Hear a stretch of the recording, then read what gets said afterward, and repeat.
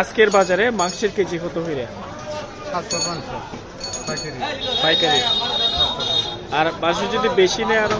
এইটি পাইকারি 750। 750। আর এমনি খুচরা ভালো দেখে দেই 800 টাকা দেয়, 80 টাকা দেয়, 750 টাকা। আচ্ছা, আপনারা তো মাংসের যারা কিনে মানে তুল এবং হাড় মিল্লা বিক্রি করেন? এটি একসাথেই বিক্রি করি। আচ্ছা, কেউ যদি তুল মাংস নিতে চায় তাদের কাছে কত টাকা কেজি রাখবেন? 900 টাকা কেজি। 900 টাকা কেজি। জি।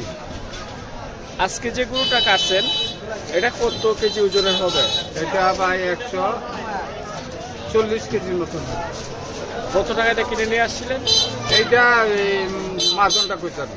এটা মাজন আছে, যারা কিনে আনে আর এই আলাদা একটা পার্টি। মানে আপনি আবার আলাদা পাঠেন? আলাদা। কত বছর যাবত এই ব্যবসা করে থাকেন? আমি ব্যবসা করতেছি প্রায় 15 বছর ধরে। 15 বছর। পরিবার নিয়ে মোটামুটি ভালোভাবে চলে যায়? চলতেছে।